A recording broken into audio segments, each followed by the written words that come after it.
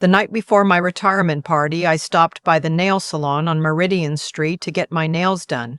The same place I'd been going for 11 years. My technician, a quiet woman named Lena who never said much but always remembered I liked a pale blush pink, had double booked by accident.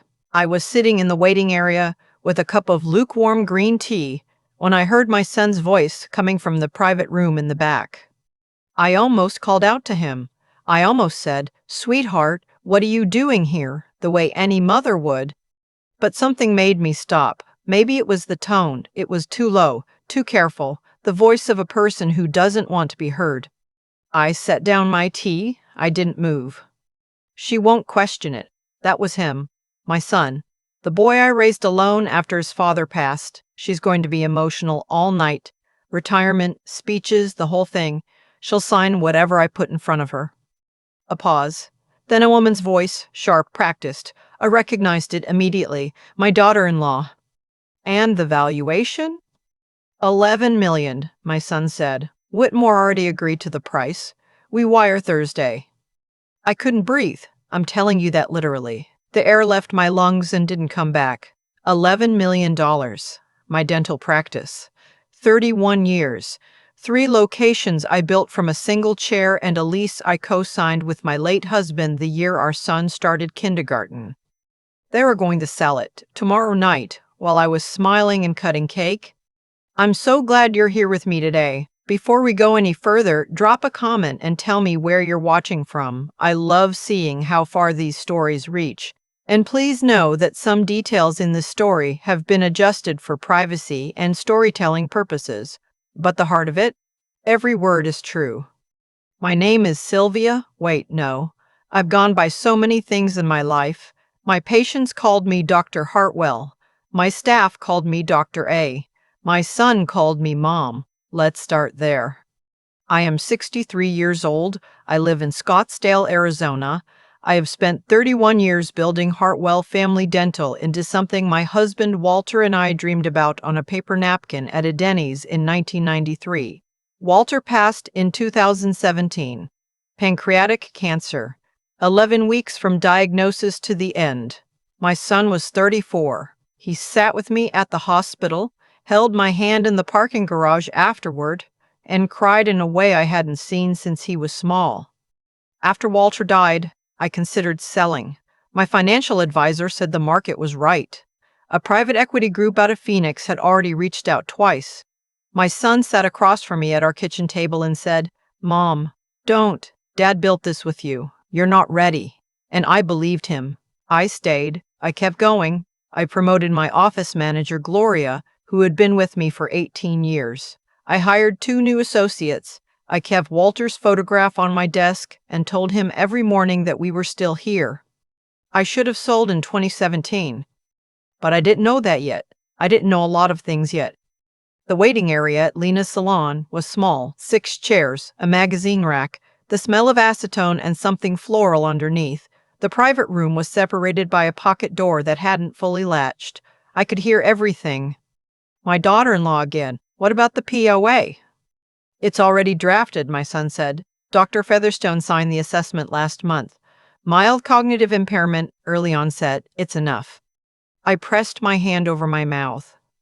Dr. Featherstone, my internist for 6 years, the man who'd called me sharp as a tack at my last physical, the man my son had referred me to after my previous doctor retired. My son referred me to him. Once she signs the durable power of attorney, my son continued, we don't need her signature on the Whitmore deal anyway. We move everything through the LLC. By Friday, it's done. And your sister? My daughter-in-law asked. A pause. She doesn't know. The pocket door slid open 3 inches. I didn't look. I stared at my hands in my lap and kept absolutely still. Lena appeared from the back hallway, saw me, and something crossed her face. Not surprise, recognition. She had heard, too. She crossed the waiting room quickly, sat down in the chair beside me, and leaned close. "Mrs. Hartwell," she said, almost no voice at all. "My station is ready. Come with me now. Don't look at the back room. Just walk." I followed her. I don't know how. My legs worked on their own. She sat me down at her station and turned on the ventilation fan. Loud, deliberate. She pretended to examine my nails. She leaned forward and said, very quietly, "They've been here before. 2 weeks ago, same conversation, same room. I didn't know it was your son until today when I recognized his photo from the one you keep in your wallet." I looked at her. "I'm sorry," she said. "I didn't know how to tell you. I almost called your office." I looked down at my hands. They were shaking. I pressed them flat against the table. "Keep painting," I said. She did. She painted. I sat there in that chair with the fan humming and the smell of acetone, and I let the truth settle into me like cold water. My son, my daughter-in-law, my doctor, they had been planning this for months. And tomorrow night, at my own retirement party, surrounded by 30 years of colleagues and patients and friends, they were going to hand me a pen. And I had 16 hours to stop them. I drove home on autopilot. That's the only word for it. The route from Meridian Street to my house on Camelback Road is 12 minutes. I don't remember a single one of them. I remember pulling into my garage and sitting in the dark with the engine off for a long time, staring at Walter's old workbench along the wall. He built that bench the first summer we had this house. He was so proud of it. He spent 2 weekends on it and then basically never used it. I used to tease him about that. I sat there and I thought about him. I thought about what he would say if you were sitting in the passenger seat. He would say, "Don't react, think." I went inside. My daughter, my younger child, my girl, the one who lived in Denver and hadn't been mentioned once in that conversation, had texted me 2 hours ago. "So excited for tomorrow, Mom. Landing at 7. Love you." I read it 3 times. She doesn't know. That's what my son had said. I typed back, "Can't wait to see you. Call me when you land, okay? Need to talk before the party." I added a heart. I deleted the heart. I added it back. Then I opened my laptop. I typed Arizona Durable Power of Attorney Cognitive Impairment Revoke. Then I typed Elder Financial Abuse, Arizona. Then I typed How to Stop Unauthorized Business Sale. The results made my stomach hurt. At 7 o'clock, I called my estate attorney. I had used him for 12 years. Property transfers, Walter's trust, my own will. He answered on the 3rd ring, which surprised me. I said, "I'm sorry to call after hours, Frank. Something has happened and I need your help tonight." He listened. He didn't interrupt. When I finished, he was quiet for a moment and then he said, "Where are you right now?" "Home. Home." "Stay there. I'm coming to you." He arrived at 8:15 with a yellow legal pad and a voice recorder, which he asked my permission to use. We sat at my kitchen table under the hanging light Walter had picked out at a salvage shop in Tampa, and I told him everything. The conversation at the Salon, the name, Whitmore, the LLC, Dr. R. the Owl, Featherstone's assessment, the durable power of attorney, the party tomorrow, the timeline my son had laid out with the confidence of a man who had already won. Frank wrote in clean lines and didn't look up except twice.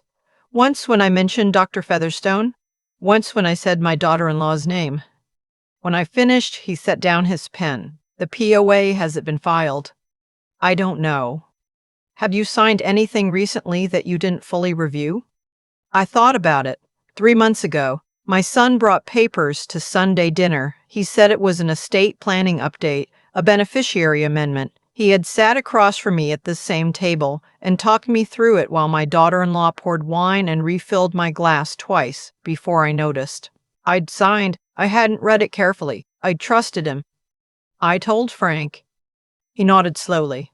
"All right, first thing, we need an independent cognitive evaluation. Immediately, before any legal action they've filed can be used as grounds. I know a neuropsychologist at the Mayo Clinic in Scottsdale. She can do an emergency assessment. I'll call her tonight." Tonight? She owes me a favor from a case in 2019. He was already picking up his phone. Second, we need to know what they've actually filed. I'll pull the county records in the morning. Any POA that's been executed in your name will be there. Third, he looked at me directly. "The Whitmore sale. Do you know who at Whitmore they're working with?" I don't. I don't even know what Whitmore is. Whitmore Capital Partners. They've been buying dental and medical practices across the Southwest for 2 years. Standard PE roll-up, they pay fair prices. He paused. If your son has a signed letter of intent, we can challenge it on grounds that he has no authority to represent you or the LLC. But we need to move fast. When does the party start? 6 o'clock tomorrow evening. Then we have 22 hours. He left at 10. I stood at the door and watched his headlights back out of my driveway and then stood there in the dark for a minute, looking at my neighborhood. The Hendersons' porch light across the street, a dog walking by with an older man I'd never seen before. Everything looked the same. Everything looked exactly the same. I went inside and sat in Walter's chair in the den. I didn't sleep. I thought about my son. I thought about the year he was 8 and he broke his arm falling off the backyard fence, and he cried, not from the pain, but because he thought I'd be angry. I wasn't angry. I never could be, not the way I should have been. He had always known that. He had always known exactly how far he could push before I'd fold. I thought about when that stopped being an accident. I thought about the last 3 years, the small comments that had started in 2022. Mom, you seem tired lately. Mom, maybe let Gloria handle the billing disputes. Mom, don't you think it might be time to start thinking about a transition plan? He said these things with such warmth, such concern, and I had felt grateful. I had thought, what a good son, what a thoughtful boy. I'd been so foolish. At 6 in the morning, my phone buzzed. Frank, he'd been up. Of course he'd been up. He texted, POA filed in Maricopa County 6 weeks ago. It's real. Dr. Featherstone's assessment attached. But it hasn't been invoked yet. They can't invoke it until you're declared incapacitated by a second physician or a court. That's the window. Don't let them get a second signature tonight. Then Dr. Okafor confirmed. Neuropsych eval at 9 a.m. Mayo Scottsdale. Be there. I was there. Dr. Okafor was a small, precise woman about 45. She shook my hand firmly and said, Mr. Darnell tells me you need this done right, and done fast. I said yes. She said, then let's get to work. 2.5 hours. Memory tests, pattern recognition, executive function, verbal fluency. She asked me to draw a clock showing 10 past 11, and I did it in 10 seconds. She asked me to repeat 7 words in reverse order. She asked me what year my husband died and to calculate how many years ago that was. I answered everything. She took notes without expression. When it was finished, she walked me back to the lobby and said, I'll have a written report to your attorney by noon. Unofficially, there is nothing wrong with your cognition. You're functioning at the level of someone 15 years younger. Dr. Featherstone's assessment is either incompetent or fraudulent. I'll let the language in my report speak to that clearly. I thanked her. She held my hand for a moment before she let go. I sat in my car in the Mayo parking garage and called my daughter. She had landed. She picked up on the first ring. Mom, is everything okay? I need you to listen to me carefully, I said, and I need you not to say your brother's name out loud until we've talked. Can you do that? A pause. Yes. Come straight to the house. Don't go to the hotel first. She was there in 40 minutes. She sat across from me at the kitchen table in the same chair Frank had sat in the night before, and I told her everything. She didn't cry. She's always been the steady one. She sat with her hands flat on the table the same way I had at the salon, and when I finished, she looked at me for a long time. I knew something was wrong, she said finally. At Christmas, he kept redirecting every conversation about the practice. He kept saying you needed to start letting go. I thought he was just worried about you. She shook her head slowly. How long have you known he was capable of something like this? That question hit me somewhere I wasn't ready for. I didn't know, I said. I really didn't know. She reached across the table and covered my hands with hers. Okay, what do we do? Frank arrived at 2. He brought a colleague, a litigation attorney named Walter, which was almost too much to absorb, but I held myself together. My daughter sat at one end of the table. I sat at the other. Frank laid out 3 folders and walked us through them. The first folder, the Maricopa County filing, the durable power of attorney, signed in my name, witnessed by my daughter-in-law and a notary I had never met. Dr. Jurgen sends Featherstone's 4-page assessment describing what he called progressive short-term memory loss and diminished executive function. My son named as my sole agent with authority over my medical and financial decisions. I stared at my own signature at the bottom of the page. It looked like mine. I still don't know exactly when I signed it. The second folder, Whitmore Capital Partners. Frank's associate had pulled the letter of intent in 3 hours. My son had represented himself as my authorized agent. The LOI was dated April 14th, 2 months ago. The agreed purchase price for all 3 practice locations was $11.2 million. The wire was scheduled for Thursday.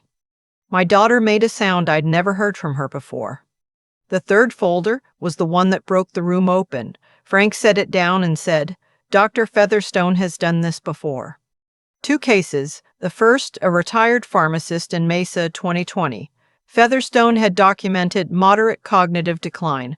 The man's nephew had obtained POA and liquidated a commercial property the man had owned for 22 years. The man, 79 years old, had been placed in an assisted living facility in Chandler within 4 months.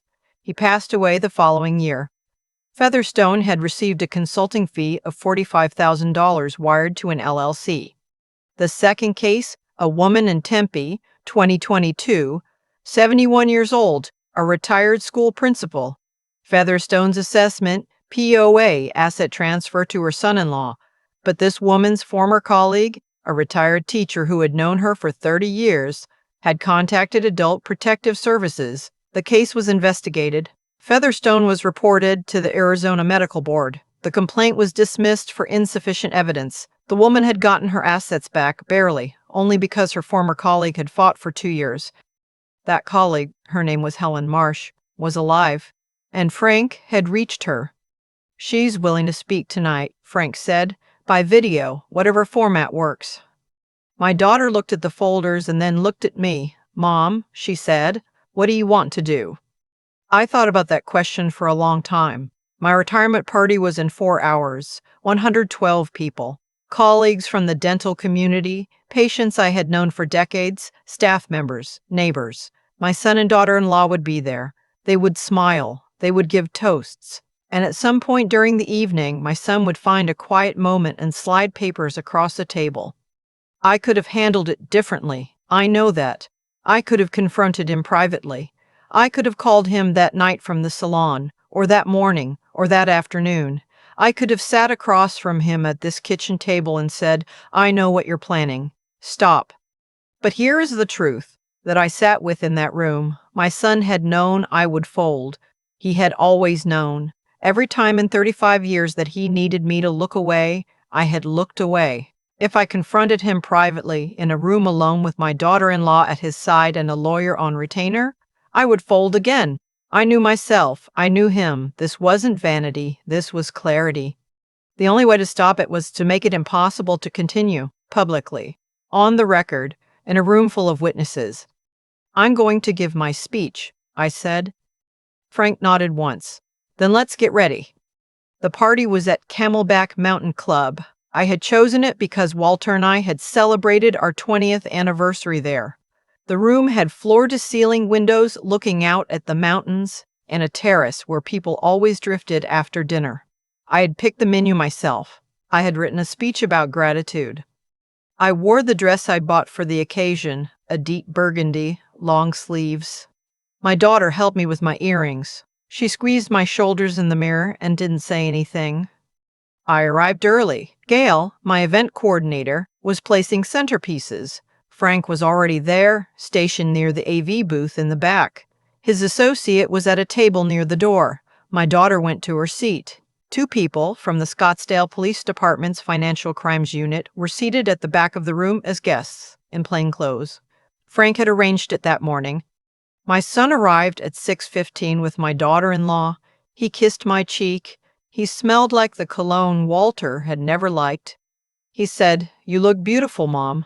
Big night." "It is," I said. I watched him scan the room the way a person does when they're looking for a specific moment. Dinner was served. I ate. I talked to people I loved. My hygienist of 14 years sat beside me for 20 minutes and told me about her daughter's soccer tournament, and I listened to every word because that is the kind of thing I am going to miss, and I wanted to hold on to it. At 8 o'clock, the MC stepped to the podium. A few brief remarks, a video tribute, photographs from the early days of the practice, Walter grinning behind a dental chair in 1994, my daughter gap-toothed at age 7 sitting in the waiting room coloring a book. People laughed, some cried. I kept my face very still. Then, and now, the woman of the evening, Dr. Adeline Hartwell. I stood. I walked to the podium. I set down the speech I had written, and I did not look at it once. "Thank you," I said. 31 years ago, my husband Walter and I signed a lease on 800 square feet in a strip mall on Indian School Road. We had $11,000 in savings, a second-hand X-ray machine, and no patients. Walter said, if we get to 20 patients in the first month, we celebrate. We got 19. He took me to McDonald's and called it close enough. Laughter. I looked at the faces. I want to talk tonight about what it means to build something, not the business of it, the spreadsheets, the marketing, the insurance negotiations, the human part. Every practice that survives does so because people showed up, not just the dentist, the receptionist who remembered your name, the hygienist who asked about your grandkids, the office manager who stayed late on a Tuesday to fix a billing error so a patient wouldn't get a collection call. I paused. Those are the people who built this. I just held the lease. More applause. I let it settle. I also want to talk about trust. I kept my voice even. Because trust is the foundation of everything we do in this work. A patient opens their mouth and trusts that the person holding the instrument has their well-being as the only priority. That trust is sacred to me. It has been, for 31 years. The room was quieter now. This week I learned that trust can be violated in ways you don't see coming, even by the people closest to you. I looked at my son. He was very still. 6 weeks ago, a document was filed in Maricopa County. A durable power of attorney in my name, giving someone else full legal authority over my medical and financial decisions. I did not knowingly authorize this document. I paused. I also learned that my physician, a man I had trusted for 6 years, signed a 4-page assessment stating that I was experiencing cognitive decline significant enough to warrant that transfer of authority. The room had gone completely quiet. I spent this morning at the Mayo Clinic in Scottsdale with Dr. Nadia Okafor, a neuropsychologist. Her report, which my attorney filed with the Maricopa County Superior Court at 3 o'clock this afternoon, states, and I'm reading directly, no evidence of cognitive impairment of any kind. Executive function, memory, and decision-making capacity are exceptional. The previous assessment, submitted by Dr. Charles Featherstone, does not reflect any credible clinical findings and warrants review by the Arizona Medical Board. A sound in the room. Chairs. Someone at table 4 stood up slowly. 2 months ago, I continued, a letter of intent was submitted to Whitmore Capital Partners by someone representing himself as my authorized agent. The letter proposed the sale of all 3 Hartwell Family Dental locations for $11.2 million. A wire transfer was scheduled for this Thursday. I heard my daughter-in-law say something. My son put his hand on her arm. I did not authorize this sale. I kept my eyes forward. I have not at any point decided to sell my practice. Walter and I built it. My staff built it. My patients trusted it to us. I am not done with it. Frank stepped forward from the back of the room. Your Honor. He was addressing a retired Superior Court judge, seated at table 9, a man he had called that morning who had agreed to be present as a witness to what came next. The emergency motion to invalidate the fraudulently obtained power of attorney was granted at 4:15 this afternoon. All associated filings are now void. My son stood up. Mom, sit down. My voice did not shake, not once. Please. He sat. I looked at the screen behind me. Frank pressed a button. Helen Marsh appeared, 74 years old, a retired teacher from Tempe, silver hair, a cup of tea on the table in front of her. My name is Helen Marsh, she said. looking directly into the camera. In 2022, my colleague and closest friend was told by Dr. Charles Featherstone that she was no longer competent to manage her affairs. Her son-in-law obtained power of attorney within 30 days. Her home was sold within 60. She was placed in memory care. Helen paused. She does not have memory disease. She never did. We spent 2 years fighting to get her life back. If I had not been paying attention, if I had not known her well enough to know that something was wrong, she would have lost everything. She looked at the camera. Dr. Hartwell, I'm glad you are paying attention. The video ended, the room was silent. My son had his face in his hands.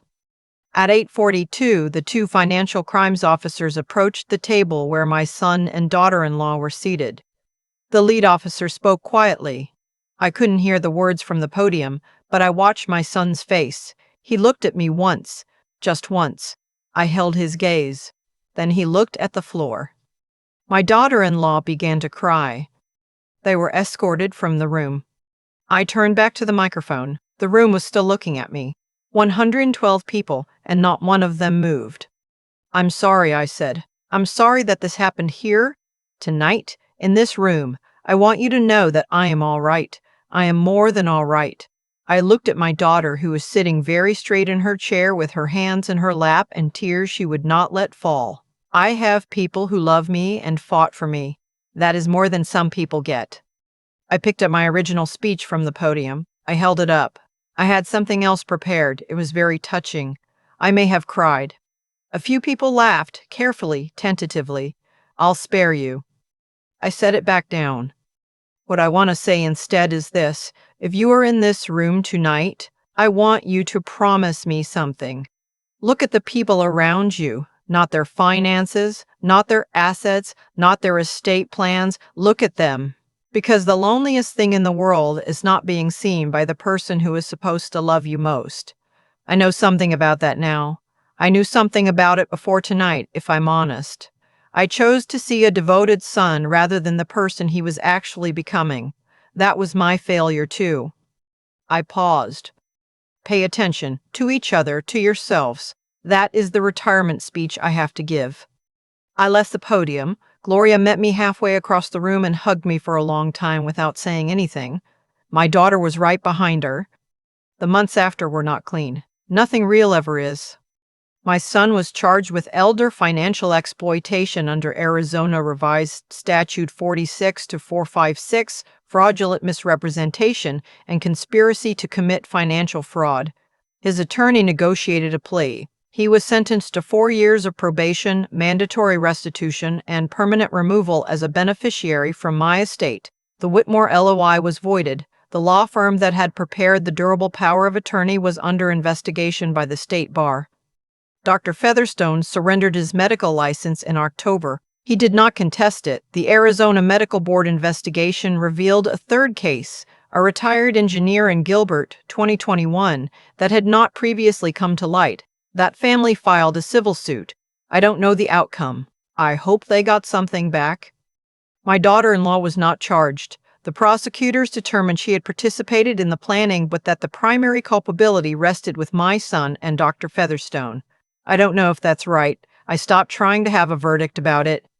My practice did not sell. I hired a new associate in November, a young woman fresh out of the University of Pacific Dental program, eager and a little nervous, the way I had been in 1993. I watched her do her first solo crown prep in December and thought about Walter. He would have liked her. He always liked people who were nervous in the right way. Gloria is now my practice administrator with a new title and a long overdue raise. I added 2 independent members to my practice advisory board. Everything above $15,000 requires dual authorization. These are not glamorous changes. They are just the kind of changes that protect the thing you built. I had an independent cognitive evaluation filed with the court.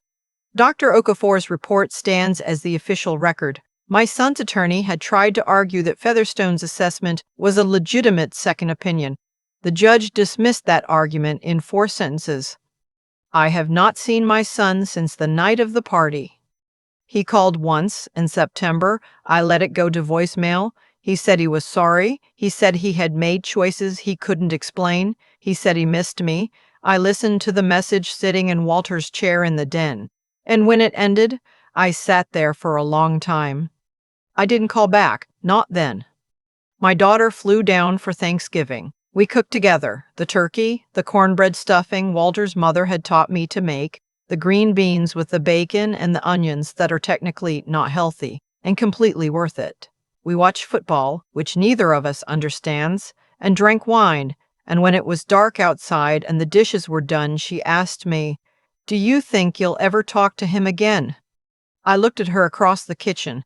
My daughter, who had answered on the first ring, who had driven straight to the house, who had sat across from me at this table and said, "What do we do instead of this?" Can't be true. "I don't know," I said honestly. "I'm not ready." "That's okay," she said. "You don't have to be ready." In January, I drove down to Tempe to have lunch with Helen Marsh. We sat at a diner booth for 2 hours and talked about the cases, about what had happened to her friend, about the ways people convince themselves that the thing they're doing is actually care. Helen ordered the patty melt. She was funny and sharp, and she told me that after everything, after 2 years of fighting, after the legal battle and the public scrutiny and the weight of it, the moment that broke her open was a Tuesday afternoon when her friend called her just to talk, just to catch up, and sounded like herself. "That's all I wanted," Helen said, "for her to sound like herself again." I drove home on the I-10, and somewhere around the Chandler exit I started crying. Not the frightened crying from the garage that night in June. Something else. Something that felt closer to relief. In March, I received a letter. Handwritten, 3 pages, my son's handwriting that I would know anywhere, the loopy capital M's, the way he crowded his words together on the right side like he was always running out of room.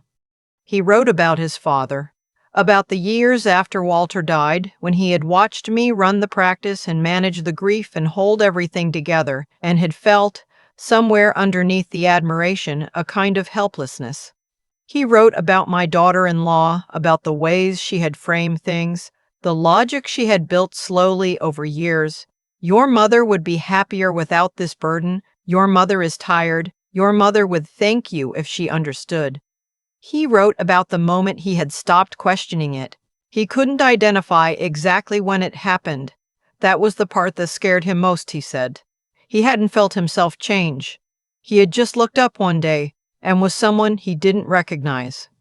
He wrote, "I don't expect you to forgive me. I don't think I'd know what to do with it if you did. I just needed you to know that I know what I did, and that I know it cannot be undone. I am trying to figure out what comes next. I'm not sure I deserve a next." But Dad would say that's not how grace works. He always said that was never about deserving. I read the letter sitting at the kitchen table, the same table, the hanging light Walter picked out.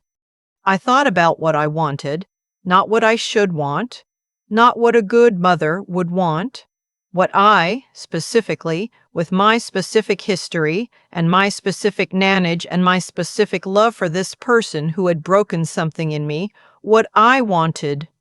I folded the letter. I put it in the drawer where I keep Walter's watch and the napkin from the Denny's where we first sketched out the practice. Then I sat down and wrote back. I didn't promise anything. I didn't offer forgiveness on a timeline. I said, "I received your letter. I believe that you wrote it honestly. I don't know what we are to each other now, but I know what we were, and I am not willing to throw away 35 years without at least asking the question." "If you want to try," I said, "we begin with the truth. All of it. No more looking away. Not from you and not from me." I mailed it on a Wednesday morning. I drove to the post office on Camelback, put it in the slot, stood outside in the March Arizona sun for a minute with my eyes closed. There was a woman walking by with a little boy on one of those leash backpacks shaped like a monkey. The boy was pulling against it, trying to get to a pigeon. The woman was laughing and letting him pull. Just a little. I watched them walk away. I thought about Walter building that workbench he never used. I thought about 19 patients and a McDonald's celebration. I thought about the morning I stood at Helen's lunch table, and she told me that all she had wanted was for her friend to sound like herself. I don't know how this ends. I mean that genuinely. Some stories resolve, some just continue. What I know is that I am still here, still the person who holds the lease, still the woman who built something worth protecting. What I know is that my daughter calls every Sunday without fail and talks to me for an hour about everything and nothing. What I know is that this morning I sat across from a patient who has been coming to me since 1999, who has watched her children grow up between appointments, who said to me today, "I just can't believe you're not retiring after all," and laughed, and I laughed with her. Walter used to say the practice was just the reason people showed up. What happened inside the door? That was the work. I think I finally understand what he meant. I keep coming back to the moment at Lena's nail station when she turned on that ventilation fan. Such a small thing. A woman who owed me nothing, who had no reason to get involved, who could have looked the other way and gone on with her day. And she didn't. She sat down beside me and told me the truth. That act of quiet decency is what gave me the 16 hours I needed. Everything that followed came from that one moment of a person choosing to do right when it would have been so much easier not to. I think about that when I think about what went wrong with my son, because the failure wasn't sudden. It never is. It was slow, accumulated, a series of small moments where he chose the easier thing. The rationalization, the convenience, the story his wife kept telling him until he believed it. Each individual step probably felt survivable, just estate planning, just a signature, just protecting her. That is how a person becomes someone they don't recognize, not in one dramatic choice, but in 100 quiet surrenders to what is expedient over what is right.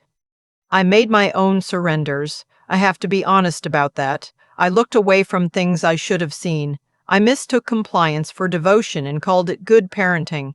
I was so committed to the version of my son I wanted him to be that I stopped paying attention to who he was actually becoming.